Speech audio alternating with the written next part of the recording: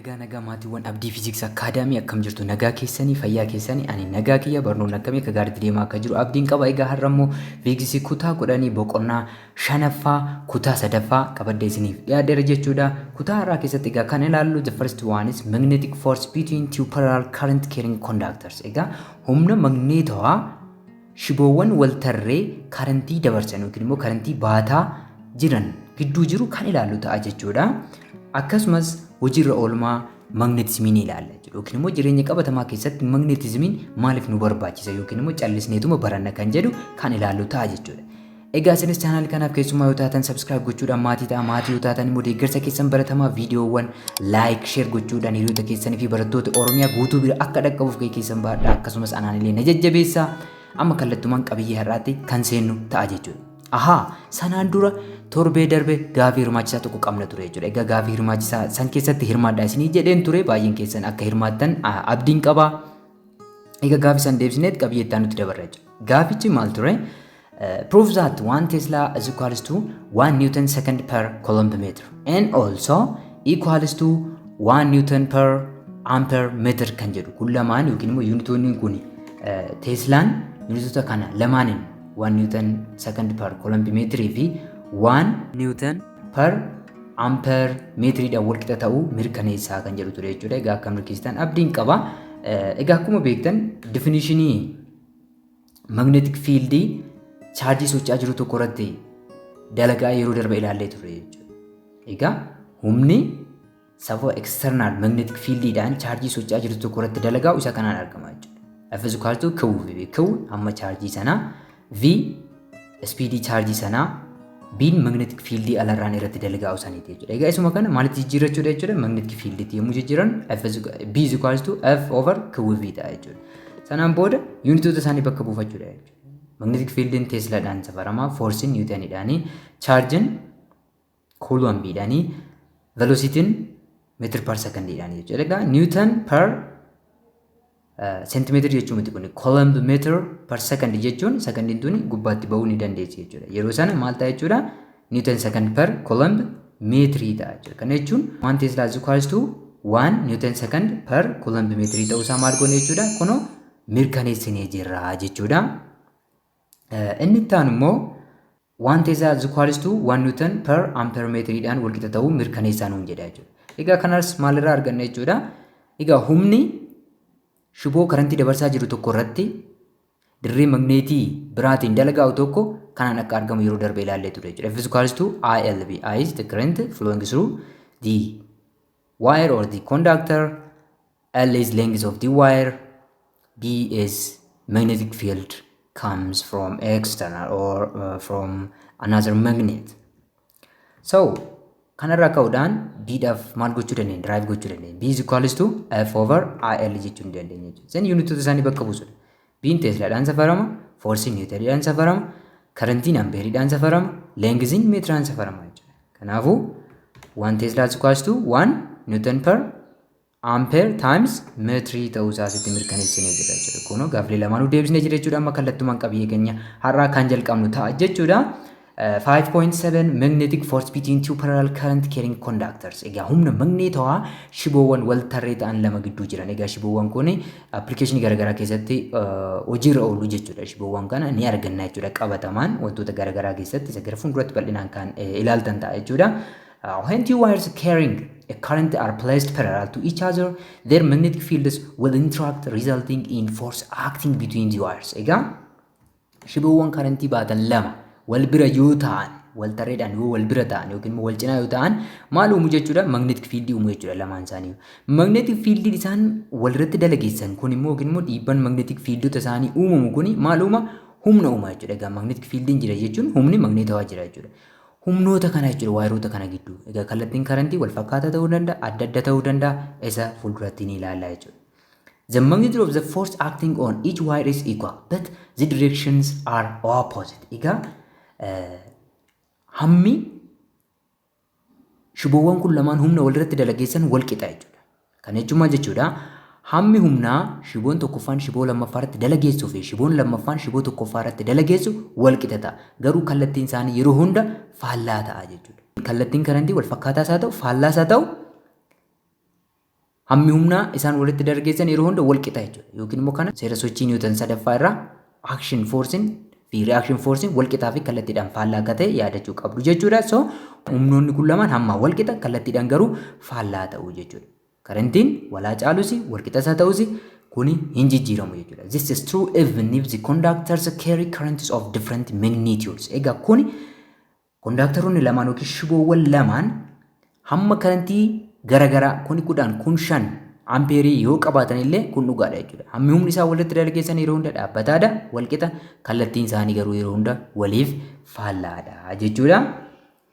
Now you will need to consider two cases for two parallel current carrying conductors. Egaa shiboowwan lama kan karantii baatan naannoo walii kan jiran humnoota isaan walitti dargeessan hubachuudhaaf keezii lamatti qoonnee ilaalle filatamaa ta'a jechuudha. Keeziin inni jalqabaa when current both conductors are in the same direction. Yoo karantiin shiboo lamaan gidduu jire kallattii tokkotti ta'e. Kun asirratti akkuma ilaaltan kunis asii ol yoo ta'e inni kunis asii ol yoo ta'e jechuudha.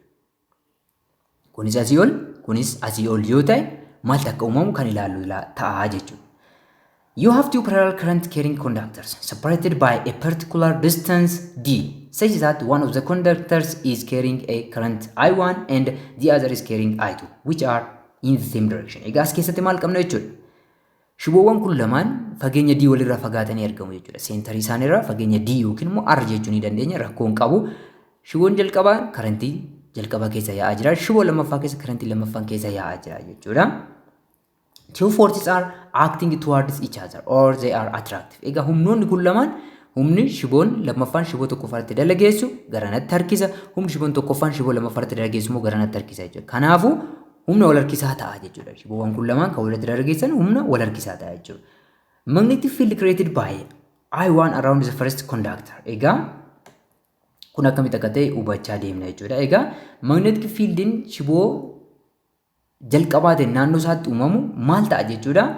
Bifa kanaan uumama jechuudha. Egaa magnetic fieldiin kun naannoo kanarra shiboo kanarra akka naannoo yeroo darbe ilaaltanii turtanii jechuudha. Kanaafuu shiboon kun amma eessatti deema jechuudha. Amma eessatti illee amma shiboo lammaffaa kanatti amma shiboo lammaffaa kanallee bira darbee deemuu danda'a jechuudha. Bira darbee deemuu danda'a jechuudha. So amma magnetic fieldiin kun ila humnoonni sun wal qixa jenneera. Amma wal qixa akkamitti akka ta'an mirkaneessuuf deemna jechuudha. Egaa magnetic fieldiin shiboo karantii dabarsaa jiru tokkoon uumamu akkamitti akka barbaadamu yeroo darbe ilaallee turre jechuudha. Baay'ee safarti la'u jennee seera kana ilaallee turre jechuudha. So amma mee magnetic fieldii shiboon jalqabaa uumuu ilaalaa jirra jechuudha. B1 is equals to mu naught I1. I1 kan as keessa yaa'aa jiru 2 pi d. Egaa diin distaansii seentarii shiboo lamaanii gidduu jiru d kan isa kanadha jechuudha.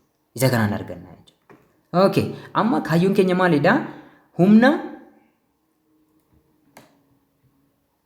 shiboon jalqabaa kun shiboo lammaffaa kanarratti dalageessu barbaaduuf deemna jechuudha. The force on conductor 2 by conductor 1 barbaadaa jira jechuudha. Sababa maaliitiin? Sababa dirree shiboo jalqabaa kanarratti uumamuutiin jechuudha. Innis immoo yeroo darbe ilaalleerra. Maal jedhaa? Humni shiboo humni magneetawaa magneetii alaatiin shiboo karantii baatu tokko irratti dalagaa'u ILB akka ta'u yeroo darbe ilaalleerra jechuudha. I maalidha? Karantii shiboo san keessa yaa'aa jiru shiboo isa kam? Isa lammaffaa. Amma humna inni kun isa kanarratti dalageessu barbaadaa jirra waan ta'eef magnetic fieldiin keenya kan shiboon tokkoffaa uumedha jechuudha. So amma nu kan shiboo kam ilaalla? Shiboo lammaffaa ilaalla jechuudha. So I2 L leengiziin kan lamaanitu wal qixa jechuudha. Shiboo lamaanuu wal qixa jennee fudhanne jechuudha. B1 egaa dirreen shiboo lammaffaa kanarratti dhiibbaa gaggeessaa jiru eenyudha? Isa kana jechuudha. Isa kanadha jechuudha. Isa kanadha jechuudha. Kanaafuu B1 keenya jechuudha. Dirreen I2 dirreen uumuu hin uuma ofirratti garuu maal gochuu hin danda'u? Humna ofirratti dalageessuu hin danda'u. Fageenyi ofirraa qabu duwwaa waan ta'eef jechuudha. Okay. Then amma formulaa kana qabna jechuudha. Garuu B1 keenya asii maal qabna? Mu naught I1 over 2 pi d qabna jechuudha. Isaan bakka buusuudha jechuudha. Then humni shiboo tokkoffaadhaan shiboo lammaffaa irratti dalagaa'u maal ta'a jechuudha? I2 karantii shiboo lammaffaa L dheerina shiboo times mu naught I1 over 2 pi d or magnetic field created by conductor 1 kana ta'a jechuudha. Kana salphiftanii yoo keessan F21 the force acted on The conductor 2 by conductor 1 is mu naught I1 times I2 times L over 2 pi D ta'a jechuudha. Egaa humni sun isa kana ta'a jechuudha. Egaa kan shiboon lammaffaan immoo shiboo tokko farratti dalageessus baay'ee salphaadha. Seera sochii Niwuton sadaffaarras reaction fi action force wal qixa akka ta'e ni beektu. Lakkii hojjettanis immoo proof gootuu dandeessu baay'ee salphaadha jechuudha. So maal barbaadna jechuudha salphumatti magnetic field created by I2 or conductor 2. Egaa maal ta'a jechuudha dirreensa bifa kanaan deemaa jechuudha akkuma argitan kana jechuudha. Kanaafuu naannoo shiboo kanaallee darbee deemuu danda'a. Egaa inni cuquliisa marfame kun dirree magneetii shiboo lammaffaati jechuudha. Shiboo lammaffaati jechuudha. Kanaafuu ammas dirree shiboo lammaffaa barbaaduu qabna jechuudha. Dirreen shiboo lammaffaa egaa shiboo kana karantii baatu maal ta'a jechuudha? Mu naught I2 2 pi D ta'a jechuudha. Mu naught I2 2 pi D ta'a jechuudha. Maaliifi dirree shiboo kun maaliifi karantii baata waan ta'eef jechuudha. Baay'ee safartillee yaadachuu qabdu jechuudha. Foormulaa kana yeroo darbe sirriitti baranneera. Yoo ilaalle duubatti deebitanii viidiyoo sana ilaaluu qabdu jechuudha. Amma immoo humna shiboon lammaffaan kun shiboo tokkoffaa kanatti dalageessu yoo barbaanne egaa shiboon karantii baatu tokko humni irratti dalagaa'uu kan danda'u magneetii biraatiin. Magneetii kamiin? Magneetii isa shiboo lammaffaatiin uumame kanaan shiboo kanatti dalageeffamu immoo barbaannaa jechuudha. Amma immoo inni immoo I1 karantii as keessa yaa'u humna asirratti dalagaa'u barbaadaa jirra waan ta'eef karantii as keessa yaa'u fudhannaa L dheerina shiboo kanaa fudhannaa B2 dirree eksternaalii ta'e kan shiboo lammaffaan shiboo tokkoffaatti dalageessu kana fudhannaa jechuudha. B2 garuu gubbaarraa maal qabna?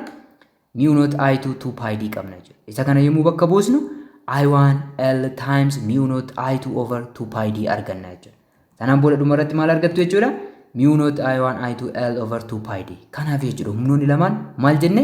Wal qixa sababni jenneef isa kanaaf jechuudha. Kun humni inni jalqabaas inni lammaffaas wal qixa jechuudha. Magnitude isaa maal gooneerra xumurree jirra jechuudha. Kallattiin akkamitti barbaadaman kan jedhu isaan ilaallaa jechuudha. Amma keeziidhuma jalqabaa keessatti amma shiboowwan kun lamaan isaan kanaan lamaan jennee fudhannu. Amma kallattii magneetii foorsii humnoota magneetawaa kana barbaadaa jirra jechuudha. Kana jechuun fakkeenyaaf dirreen shiboo jalqabaatiin uumamu bifa kanaan naanna'a jechuudha. Bifa kanaan naanna'a jechuudha. Egaa seera harka mirgaarraa akkuma yaadattan shiboo kana bifa kanaan yoo qabanne iddoo kana shiboo kana yoo qabanne seera harka mirgaa isa jalqabaatiin dirreen karaa harka bitaa keenyaan yeroo hunda naannoo kanaan maal ta'a yeroo hunda ni ba'a jechuudha. Asittis ni ba'a, asittis ni ba'a, asittis nutti qajeelaa jechuudha. Gara keenyatti qajeelaa jechuudha. Gara kanaan immoo yeroo hunda maal ta'a jechuudha?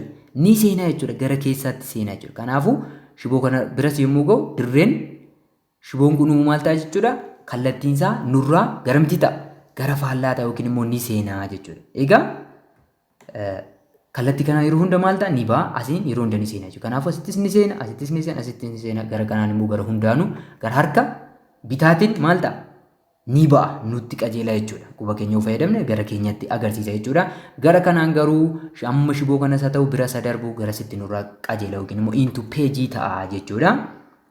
Egaa bakka bu'iinsaa bifa kanaan bakka buusna jechuudha. Kana jechuun dirree ba'u jechuudha. Dirree gara keenyatti qajeelu jechuudha. Garri kun immoo iddoon hundi shiboo kanaa gara mirgaatti kan jiru dirree into page ta'u karaa peejitti kan seenu nutti agarsiisa jechuudha. Nutti agarsiisa jechuudha. Okay. Kanaafuu amma seera harka mirgaa keessan fayyadamtanii maal gootu jechuudha? Harka mirgaa keessan seera harka mirgaa lammaffaa fayyadamtanii yommuu harka keessan shiboo kanarra gootan exactly yoo gootan qubni keessan isheen agarsiiftuun kallattii karantii isin agarsiisa. Qubni keessan guddichi kallattii maalii isin agarsiisa? Egaa shiboo lammaffaarra gootu jechuudha. Humna shiboon tokkoffaa shiboo lammaffaarratti dalageessu barbaadaa jirra waan ta'eef shiboo lammaffaarra geessu kallattiin gara oliiti quba keessan ol qajeeltanii irra keessitu dirreen garanaan yeroo hunda ni seena nurraa garasitti garagara jechuudha. Kanaafuu nurraa garasitti garagara. Qubni keessan guddichi kallattii maalii agarsiisa? Qubni keessan guddichi kallattii humnaa agarsiisa. Kunoo garamitti ta'a jechuudha. Kunoo garamitti ta'a? Gara kanatti ta'a jechuudha. Gara natti harkisa jechuudha. Shiboon kun shiboo kana ofitti harkisa jechuudha. Ibsa dabalataatiif immoo viidiyoo itti aanu kana haa ilaallu. Okay, akkuma beekamu seera harka mirgaa fayyadamuudhaan kallattii karantii fi kallattii dirree baruu akka dandeenyu barreerra jechuudha. Bifa kanaan yoo qabanne seerri harka mirgaa inni jalqabaa maal jedha jechuudha. Qubni keenya guddaan yookiin immoo thumb kan jennuun kallattii maalii agarsiisa? Kallattii karantiin ol yaa'a yoo ta'e jechuudha. Quboonni keenya akkaataan qubni keenya naanna'insi quboota afran keenyaa immoo inni kun kallattii maalii agarsiisa jechuudha? Kallattii dirree magneetii kan agarsiisu ta'a jechuudha. Kanaafuu fakkeenyaaf dirree sababa shiboo jalqabaa kanaan uumamu baruu yoo barbaanne dirreen kun garamitti naanna'a jechuudha. Garanatti naanna'a jechuudha. Garanatti naanna'a jechuun dirreen kun asiin ni ba'a. Garamiin jechuudha gara harka bitaa shiboo jalqabaa kanaan maal ta'a jechuudha ni ba'a jechuudha. Gara kiyyatti as ba'a, gara kiyyatti as ba'a jechuudha. Gara kanaan immoo gara mirgaa isaatiin maal ta'a jechuudha ni seena jechuudha. Kanaafuu ni seena jechuun iddoo kanaanis ni seena, shiboo isa kana biratti illee maal ta'a jechuudha ni seena jechuudha. Amma barbaadee bal'atu gara kanaan ni seena jechuudha. Kanaafuu fakkeenyaaf humna shiboon jalqabaa kun shiboo lammaffaa irratti dalageessu baruu yoo barbaanne dirreen kun asiin akka seenu baruu qabna jechuudha. Kanaafuu dirreen kun iddoo kanatti maal ta'a jechuudha gara harka mirgaatiin iddoo hundatti dirreen shiboo jalqabaa kun ni seena jechuudha. Kanaafuu anarraa garagara seera harka mirgaa isa lammaffaa fayyadamuudhaan maal ta'a jechuudha quba kiyya garamittan qajeelcha jechuudha. Quba kiyya indeeksi fiingarii yookiin immoo quba agarsiiftuu kiyya garamittan qajeelcha jechuudha gara kareentiittan qajeelcha jechuudha. Zen qubni kiyya isheen hafte sun lagarasiin qubni kiyya isinitti mul'ata hidhee yaada. Qubni kiyya isheen hafte sun kallattii dirree na agarsiisa jechuudha. Kallattii dirree na agarsiisa. Kanaafuu sambiin kiyya amma kallattii humnaa na agarsiisa jechuudha. Kallattiin humnaa amma gara maalii ta'a jechuudha? Gara sambii kiyyaa ta'uu kan na agarsiisu ta'a jechuudha. Kan jalqaba arganne jedhu. Kan lammaffaa yaa ilaallu. Direction of magnetic force acted on the first conductor. Kan shiboo jalqabaa irratti shiboo lammaffaatiin dalagaa immoo ilaalla jechuudha. Egaa dirreen amma ka yommuu qabattan seera harka mirgaa jalqabaa fayyadamtanii dirreen kara mirgaa shiboo kanaatiin yeroo hunda maal ta'a ni ba'a. Karanaan yeroo hunda ni seena. Kanaafuu naannoo shiboo kanatti dirreen ni ba'a moo ni seena ree? Ni ba'a nutti qajeelaa jechuudha. Nutti qajeela gara keenya ta'a jechuudha kallattiinsa. Then egaa bifa kanaan gara kanaan maal ta'a ni ba'a gara kanaan ni seena jechuudha dirreen keenya. Kanaafuu mallattoo keenyan bakka buufanna. Egaa mallattoowwan kunniin dirreen ba'u agarsiisa. Naannoo kanatti dirreen yeroo hunda maal ta'a ni ba'a. Gara mirgaatiin immoo yeroo hunda maal ta'a ni seenaa jechuudha. Kanaafuu shiboon tokkoffaan shiboo lammaffaarraa gara bitaatti immoo gara mirgaatti argama, gara bitaatti argama. Gara bitaatti immoo dirreen ni ba'a moo ni seena ree? Dirreen maal ta'a jechuudha? Dirreen ni ba'a jechuudha nutti qajeela jechuudha. Kanaafuu seera harka mirgaa lammaffaa fayyadamtanii yommuu kallattii karantii quba keessan agarsiiftuu irra gootanii qubni keessan guddichi kallattii maalii agarsiisa? Kallattii humnaa agarsiisa jechuudha. Kallattii humnaa agarsiisa. Qubni keessan isheen guddoon immoo isheen gidduu gara keessanitti agarsiisa. Dirreen ba'uu agarsiisa. Kallattii dirree agarsiisa. Kanaafuu kallattiin humna garam ta'e jechuudha.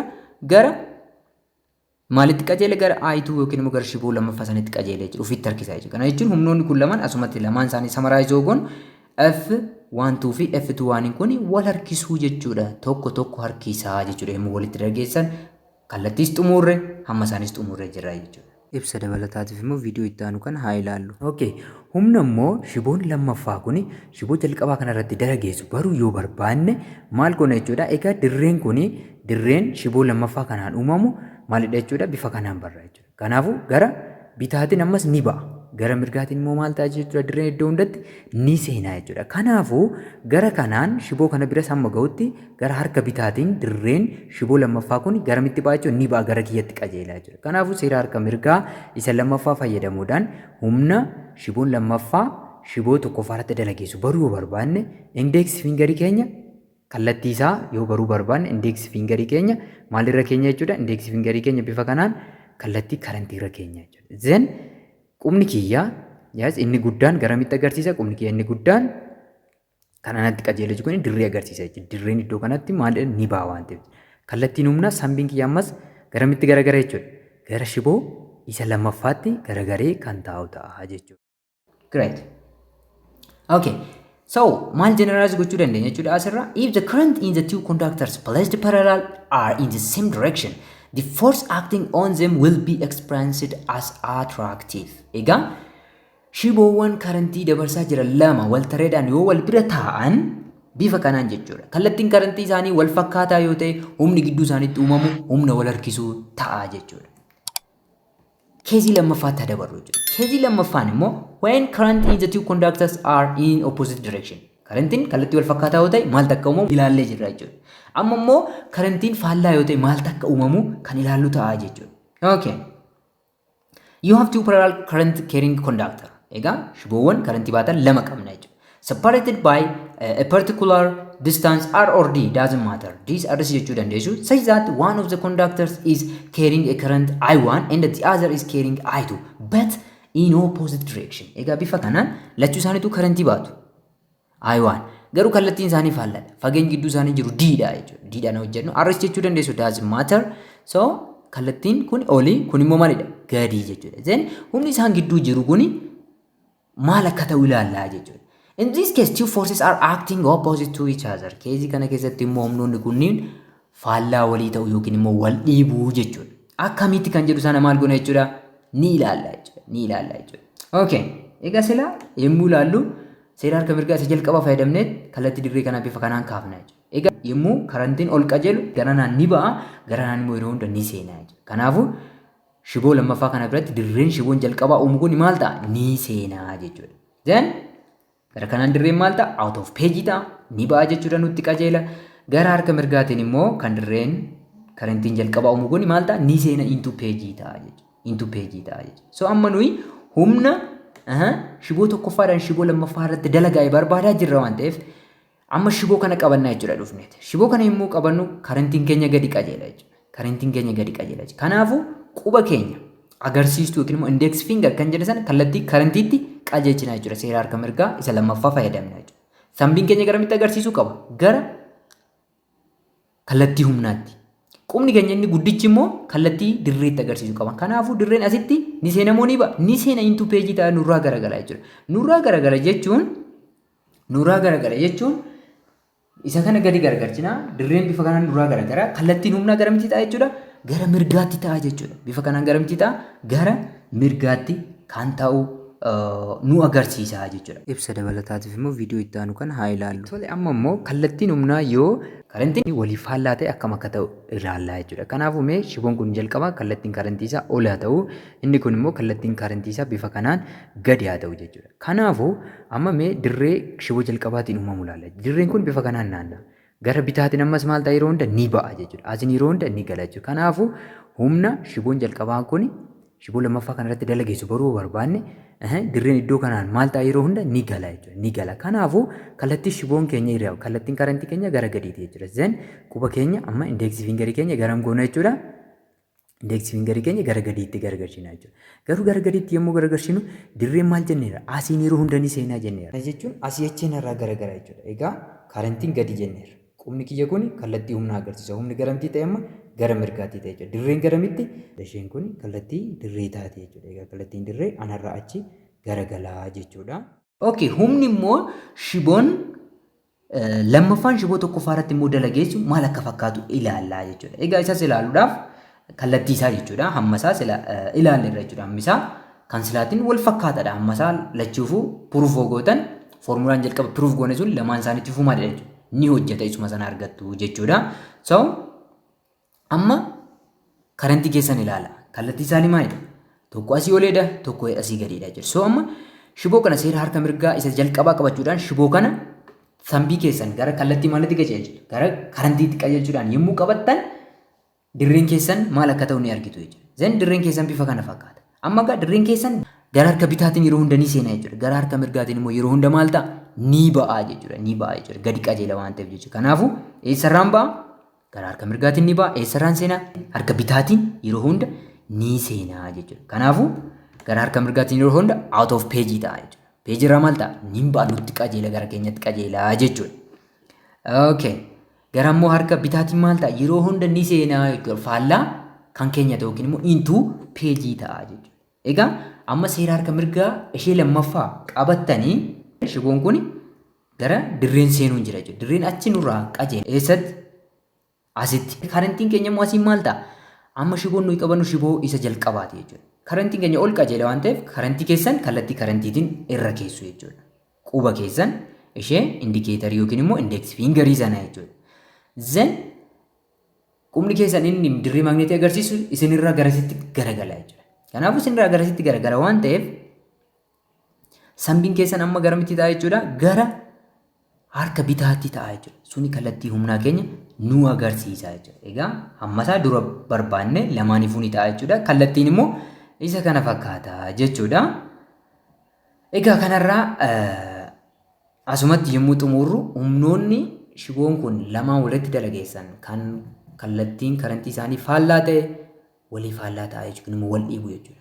Humnoonni kun lamaan tokko bitaatti yoo harkise tokko immoo mirgatti, tokko bitaatti yoo dhiibe tokko immoo mirgatti dhiibaa jechuudha. Ibsa dabalataatiif immoo viidiyoo itti aanu kana haa ilaallu. Humna immoo shiboon lammaffaa kun shiboo jalqaba irratti dalageessu yoo baruu barbaanne kallattiin karantii maal jenneera?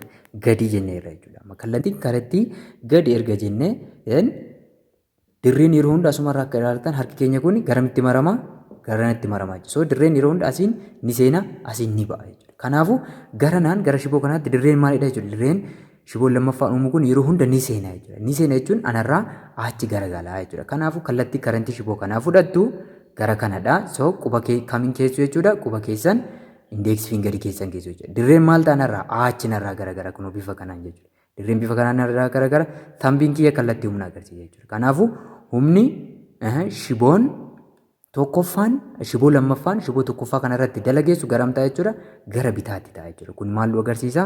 Humnoonni kun lamaan kallattiin isaanii waliif faallaa ta'uu nutti agarsiisa jechuudha. Isheen kun kallattii maaliiti? Kallattii dirree kiyyaati jechuudha.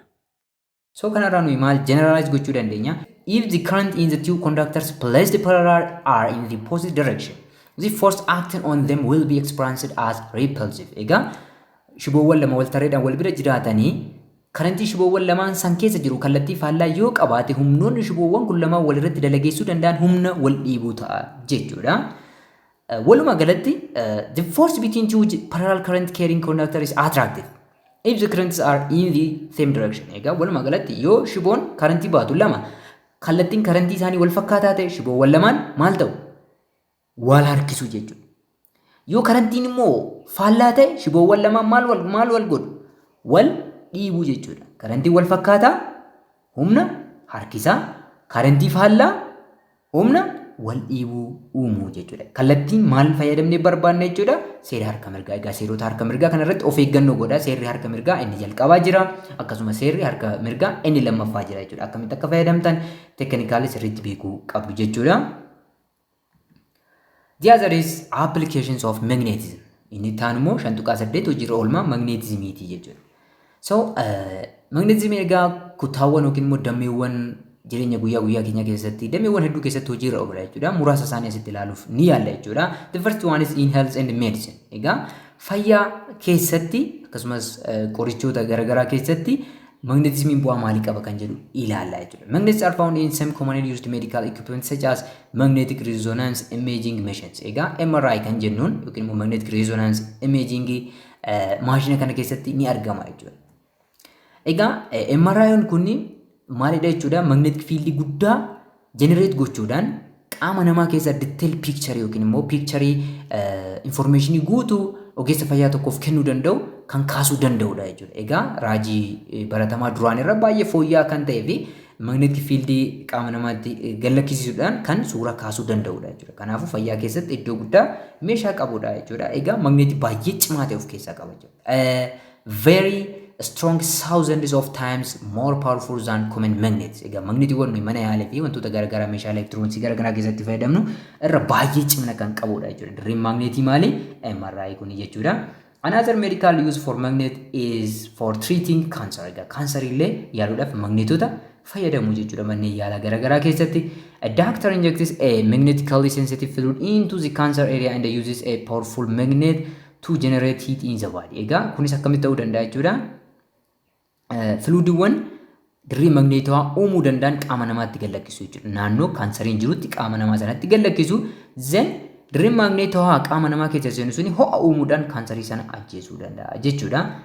The heat kills the cancer cells without harming healthy organs. Egaa qaamolee fayyaa kan biroo osoo hin miidhin hiitiin dirree magneetawaa fluidii qaama keenyatti gallakkifame yookiin immoo dhangala'oo qaama keenyatti gallakkifame uumame sun maal ta'a jechuudha? Ho'a uumuudhaan kaansarii qaama keenya keessa qaama keenya biroo osoo hin miidhin ajjeesuu danda'a jechuudha. The other is in the home. Mana keenya keessattuu magnetismii akkamitti itti fayyadamna kan jedhu gaggabaabsinee ilaalla jechuudha. Fakkeenyaaf qorrisiistuuwwan garaagaraa refrigerators yookiin immoo firiijiiwwan garaagaraa keessatti fakkeenyaaf balballoonni refrigeratorii maalirraa kan hojjetamedha? Baay'een isaa magneetirraa kan hojjetamedha jechuudha. Egaa balballi kun wantoota hedduu ofirratti qabachuu danda'a. Egaa bantuu qaruuraa bottle opener wantoota garaagaraa ofitti qabuuf ni gargaara. Akkasumas refrigeratorii sun illee cufamuuf baay'ee gargaara jechuudha. A pocket compass uses a magnetic needle to show which way is north. Egaa kompaasiiwwan xixiqqoon immoo niidiliin ishee kun kallattiin kaabaa kam akka ta'e salphumatti nutti agarsiisti jechuudha. Ishee kana ofii keenyaallee itti fayyadamuu dandeenya jechuudha. The dark magnetic strip on the backside of a credit card stores data in much the same way as computer's hard drive does. Egaa magnetic strip yookiin immoo daandii baay'ee qalloon gurraacha yookiin immoo daarkii ta'e kuni credit kaardiiwwan garaagaraa yookiin immoo kaardiiwwan kaffaltii yookiin immoo ATM kan jennu ATM cards kan jennu irratti kan argaman kun data akkuma hard drive computerratti akka kuusaniif gargaara jechuudha. Isaan maalidha jechuudha? Strippiiwwan yookiin immoo daandiiwwan qalloo magneetawaa ta'anidha jechuudha. The other is vacuum cleaners. Egaa vacuum cleaners kan jedhaman akkuma maqaa isaan hubattan cleanersoota vacuumiti jechuudha. Yookiin immoo cleanersoota iddoo duwwaa jechuu ni dandeenya. Isaan kunniin maal godhu jechuudha? Floorii irraa yookiin immoo mana keenya keessaa awwaara sassaabuudhaan kan ofitti fudhatanidha jechuudha. Blenders egaa daaktuuwwan juusii garaagaraa jechuudha. Daaktuuwwan juusii garaagaraa washing machines egaa laawundariidhaan kan itti fayyadamnu maashinoota wantoota garaagaraa dhiquuf yookiin miicuuf itti fayyadamnu hundi isaanii electric motorii magnetic principalitiin hojjetan of keessaa qabu jechuudha. You also find magnets in phones. Egaa bilbila keessatti magnetota ni argattu. Doorbells egaa beeliiwwan balbalaa namoonni naannoo isaanii yoo dhufan akkamitti rukutuura maal godhu jechuudha. Doorbeelii fayyadamuudhaan balballi sun akka banamuuf gaafatu jechuudha. Shower curtain weights egaa isaan kunis immoo kaarteeniiwwan yookiin immoo ulfaatinni golgaa shaaworii kunniin maalidha jechuudha. Golgaawwan kunniin akka asii fachi hin sochoone akkasumallee akka waliin xanneef nu gargaara jechuudha. Akkasuma qaama keenyallee akka hin xunneef gargaaru jechuudha. Children's toys egaa ashaangulliitiiwwan yookiin immoo horgoggiiwwan daa'imman taphatan hedduu isaa keessatti magneetonni ni jiru jechuudha. The other is in computers and electronics. Egaa kompiitaraa fi elektirooniksii biraa keessatti immoo magneetonni eessa kan jira kan jedhu muraasa isaa kaasuuf yaalla jechuudha. Many computers use magnets to store data on hard drives. Egaa sila akkuma waa'ee magnetic strip, dark magnetic strip yemmuu dubbannu yoo kaasne magneetonni hard drive irratti data kan kuusan maal fayyadamaniti jechuudha. Kompiitaroonni data kan kuusan maal fayyadamaniti jechuudha. Magneetota fayyadamaniti jechuudha. Magnetis alters the direction of magnetic material on a hard disk in segments that then represent computer data. Egaa magneetonni kunniin kallattiiwwan wantoota maatiriyaala magneetawaa ta'anii maal godhu adda baasu jechuudha. Adda baasu jechuudha. Maal irratti? Hard disk irratti adda baasu. Sanaan booda cita wantoota kana yookiin maatiriyaalii kana immoo daataa fakkeessuudhaan kompiitara irratti nuyi argina jechuudha. Later, computers read the direction of each segment of the magnetic material to read the data. Egaa dhumarratti kompiitaroonni directioniiwwan kana maal godha jechuudha. Directioniiwwan alter ta'e yookiin immoo adda bahe kana walitti fiduudhaan dubbisa yookiin immoo daataa barbaannu sana yookiin immoo output keenya nuu kenna jechuudha. The small speakers found in computers. Egaa speakeroonni kompiitaroota garaagaraa keessatti argaman, televizyinoota keessatti argaman, raadiyoo keessatti argaman hundi isaanii magneetii fayyadamu jechuudha. Egaa speakerii keessa maaltu jira? Magneetii jira. Magneetii fi shiboo maraatu jira jechuudha. So magneetii fi shiboo maraa kuni maal jechuudha? Signaalii elektiriikii gara maalitti jijjiiru? Gara hollannaa sagaleetti kan jijjiiran ta'a jechuudha. Egaa magneetii wantoota kana hunda keessatti kan argamudha jechuudha. The other one is electric power and other industries. Egaa elektiriikii fi immoo industiriiwwan biraa keessatti magneetiin maal bu'aa akkamii qaba kan jedhu muraasa isaanii ilaallaa jira. Magnets offer many benefits to the industrial world. Egaa addunyaan industiriaalaa keessatti yookiin addunyaa industirii keessatti magneetiin iddoo guddaa kan qabudha jechuudha. Akkamitti? Fakkeenyaaf jenereetoroota hedduudhaan elektiriikii maddisiifannaa jechuudha. Egaa jenereetoroonni mekaanikaal enerjii gara elektirisiitti kan jijjiiranidha. Akkasumas tokko isaanii immoo annisaa elektirikii gara mekaanikaalaatti kan jijjiiranidha. Kanaafuu mootoroonni hundi isaanii pirinsipilii maaliitiin hojjetu yookiin immoo maal of keessaa qabu? Magneetota of keessaa qabu jechuudha. In recycling, electrically powered magnets in cranes grab and move large pieces of metal, some weighing thousands of pounds. Egaa haaromsuu keessatti wantoota garaagaraa haaromsuu keessatti magneetonni bu'aa gurguddaa qabu. Fakkeenyaaf kireenonni maal qabu? Magneetiidhaan hojjetan hedduun isaanii jiru jechuudha. Isaan kunis sibiilota garaagaraa ol kaasuudhaaf kan nama gargaaru yookiin sibiilota kiloogiraamii yookiin immoo maatiin isaanii baay'ee guddaa ta'e kaasuudhaaf nu gargaaru jechuudha. Egaa maal fayyadamneeti jechuudha? Kireenii magneetii qabu fayyadamne jechuudha. Mines use magnetic sorting machines to separate useful metallic ores from crushed rock. Egaa albuuda baasuunis immoo maal fayyadama jechuudha? Magnetic sorting yookiin qulleessituu magneetawaa fayyadamna jechuudha. Maashinni kuni sibiilota baay'ee barbaachisoo ta'an sibiilota yookiin immoo dhagaawwan warra kaan irraa adda baasuuf kan gargaarudha jechuudha. In food processing egaa nyaata garaagaraa qopheessuu keessatti warshaaleen nyaataa maal fayyadamu jechuudha? Sibiilota xiqqoo garaagaraa midhaan keessa yookiin immoo daakuuwwan garaagaraa keessa adda ittiin baasuuf itti fayyadamu jechuudha. Farmers use magnets to catch piece of metal that cause it out in the field. Egaa qotee bultoonni illee magneetota yoo saawwan isaanii yookiin immoo horiin isaanii sibiilota garaagaraa nyaata wajjinuu alaa nyaatan ittiin adda baasuuf yookiin immoo yaaluuf illee isaan gargaara jechuudha. The last one is compasses and navigation. Egaa inni kun immoo kompaasii fi deemsa galaanaa fi kan balaliillee ta'uu danda'a jechuudha. So kompaasii egaa ni beektu, it is tiny pivoted magnet usually in the form of pointer which can turn freely in the horizontal plane enclosed in a non-magnetic metal. Egaa kompaasiin kun maalidha jechuudha? Magneetii baay'ee xiqqoo taate of keessaa qaba. Kan firii taate sochootu maal keessatti argama jechuudha? Non-magnetic materiaalii keessatti yookiin immoo meetaalii keessatti argama jechuudha. Egaa yeroo hunda kallattiin dibamaan isaa kallattiin noorzii kan nutti agarsiisudha jechuudha. Compasses made it possible for explorers to sail far out into oceans and away from land irrespective of weather conditions. Egaa kompaasonni kunniin maaliif haala mijeessanii jechuudha? Egaa abuurtonni galaanarra dooniiwwaniin akka barbaadanitti fagaatanii akka deeman akkasuma qilleensarrallee yookiin immoo lafarraa ol siqanii balali'uudhaan illee haala qilleensaa sararatu osoo hin hundaa'in akka barbaadanitti akka qorataniif isaan gargaara. Egaa kompaasii mala kanaaf yookiin immoo navigeeshinii kanaaf kan itti fayyadaman yeroo jalqabaatiif chaayinoota jechuudha. Chaayinoon egaa yeroo jalqabaatiif kompaasiin kallattii akka agarsiistu erga baraniin booda dooniiwwaniin yommuu deeman kompaasii fayyadamuu eegalanii jechuudha. This led to more exploration, the discovery of new countries and the trade with other cultures. Egaa kuni maaliif haala mijeesse jechuudha? Addunyaawwan haaraa garaagaraa abuuramanii jechuudha.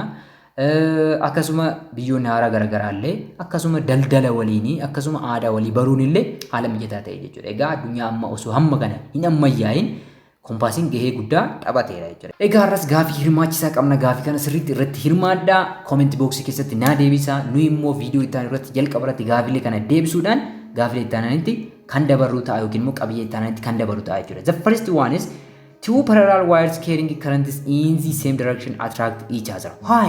Maaliif hime? Ni hubannoo keessan egaa wanta tokko egaa Albert Einstein maal jedha? Wanta tokko hubadheera jechuu keetiin dura jecha akkoo kee yookiin immoo akaakayyuu kee ittiin hubachiiftu qabaachuu qabda jechuudha. Unless ati hin hubanne jechuudha. Kanaafuu mee hubannoo keessan ni ilaalla sirriitti akka hubattan abdiin qaba.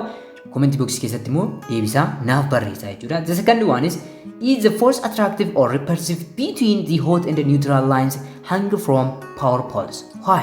Egaa shiboo elektirikii yommuu elektirikii diddiirsinu yeroo darbe ilaaleerra jechuudha. Hot line jira yookiin immoo hot wire jira, neutral jira jechuudha. So hot fi neutral gidduu humni jiru humna wal harkisuuti immoo humna wal dhiibuuti. Maaliif kan jedhu sirriitti ibsaati. Comment box keessatti gaafilee kana lama naa ka'a. Torbee immoo gaafilee kana deebisuudhaan kan maal goonu kan eegallu ta'a jechuudha. Egaa walumaa galatti qabiyyeen irraa kan kana fakkaatu ture. Kanaafuu isinis amma ammaatti chaanalicha subscribe godhin jirtu taanaan maal eegduree subscribe gochuudhaan maatii ta'a. Maatii immoo yoo taatan deeggarsa keessan baratamaa viidiyoo like share gochuudhaan hiriyoota keessanii fi barattoota Oromiyaa guutuu bira akka dhaqqabuuf gahee keessan baadhaa akkasumas anaan illee na jajjabeessa.